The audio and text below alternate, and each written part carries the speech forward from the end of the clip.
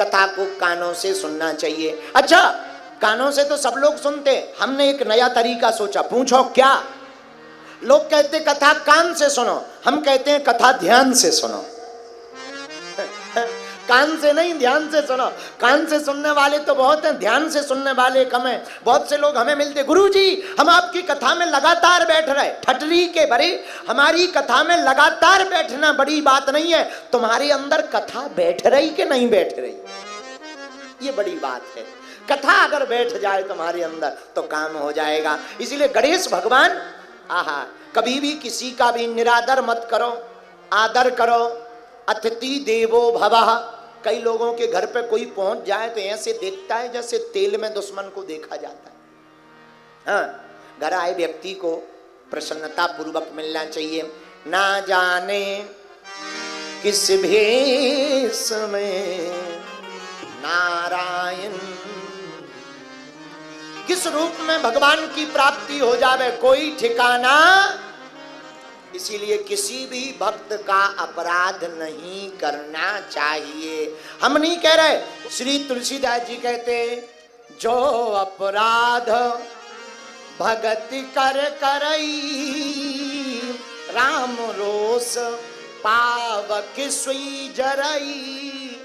जो भक्त का अपराध करता है उसे राम रोष रूपी अग्नि में जलना पड़ता है। तो राजा भीम को विश्वामित्र ने गणेश महिमा में कहा, राजन तुमने गणेश जी का निरादर किया, इसलिए तुम्हारे घर पर संतान नहीं हो रही है। गणेश जी का निरादर बंद करो। गणाध्यक्ष भगवान, गणाधिपति गजानन भगवान, विनायक भगवान का पूजन करो, तभी वह दोष निपटेगा। और दोष मुक्ति के बाद ही तुमको संतान की प्राप्ति होगी। बोलो सीताराम। एक बात और, हम लोग महत्व जानते नहीं हैं, पूजा करते रहते। तुम्हारे बगल में प्रधानमंत्री बैठे हो, पर अगर तुम परिचित ना हो तो तुम कहोगे जरा खिसको, आगे हो आगे। देखो कोई धीरे से कान में कहे प्रधानमंत्री आ जाइए, रख लीजिए कोई दिक्कत नहीं, बैठो बैठो बैठो। तो थोड़ी देर पे करे थे खिसको, आगे चला, हम पे पैर मत रखो।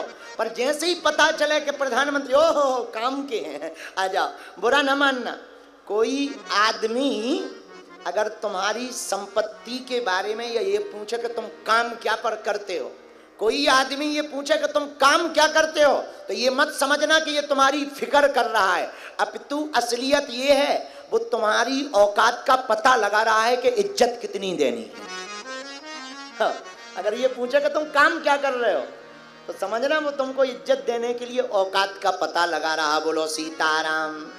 इसीलिए महिमा का पता होगा तभी पूजा में मन लगेगा, और पूजा में जब ही मन लगेगा जब महिमा का पता होगा। इसीलिए गणेश भगवान की महिमा का क्या कहना, कोई गजानन कहता, कोई विनायक कहता, कोई एक दंत कहता, कोई गणपति कहता, कोई गणाध्यक्ष कहता है।